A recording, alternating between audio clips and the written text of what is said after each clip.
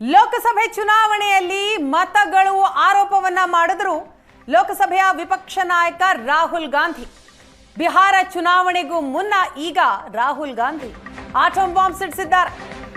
ಮತಗಳು ಆರೋಪ ಸಿಡಿದೆದ್ದ ರಾಹುಲ್ ಗಾಂಧಿ.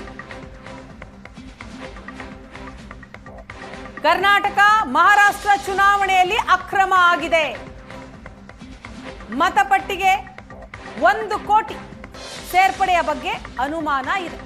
ಲೋಕಸಭೆ ವಿಪಕ್ಷ ನಾಯಕ ರಾಹುಲ್ ಗಾಂಧಿ ಮಾಡಿದಂತಹ ಆರೋಪ ಕೇವಲ ಆರೋಪ ಮಾತ್ರ ಅಲ್ಲ, ಇದಕ್ಕೆ ಸಂಬಂಧಪಟ್ಟ ದಾಖಲೆಯನ್ನು ಕೂಡ ಇವತ್ತು ಸುದ್ದಿಗೋಷ್ಠಿಯಲ್ಲಿ ಬಿಡುಗಡೆ ಮಾಡಿದ್ರು.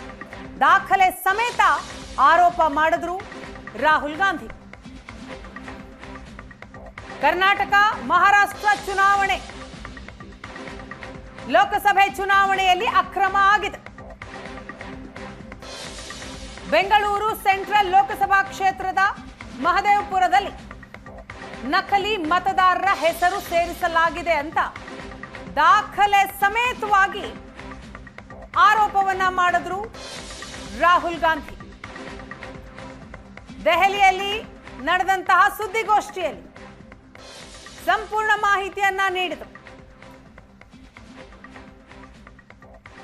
ಬಿಹಾರ ಚುನಾವಣೆಗೂ ಮುನ್ನ ರಾಹುಲ್ ಗಾಂಧಿ ಇವತ್ತು ಆಟಂ ಬಾಂಬ್ ಸಿಡಿಸಿದ್ದಾರೆ. ಲೋಕಸಭೆ ಚುನಾವಣೆಯಲ್ಲಿ ಮತಗಳು ಆರೋಪವನ್ನ ಮಾಡಿದ್ರು, ಮತಗಳ್ಳತನ ಆಗಿದೆ ಅಂತ ಗಂಭೀರ ಆರೋಪವನ್ನ ಮಾಡಿದ್ರು ರಾಹುಲ್ ಗಾಂಧಿ. ಇದಕ್ಕೆ ಸಂಬಂಧಪಟ್ಟ ಹಾಗೆ ಚುನಾವಣಾ ಆಯೋಗವೂ ಕೂಡ ಹೇಳಿತ್ತು, ದಾಖಲೆ ಕೊಡಿ, ದಾಖಲೆ ಇದ್ರೆ ಅದನ್ನ ಕೊಡಿ ಅಂತ ಚುನಾವಣಾ ಆಯೋಗವೂ ಕೂಡ ಕೇಳಿತ್ತು. ಈಗ ದಾಖಲೆ ಸಮೇತವಾಗಿ ರಾಹುಲ್ ಗಾಂಧಿ ಡೀಟೇಲ್ಸ್ ಅನ್ನ ಕೊಟ್ಟಿದ್ದಾರೆ.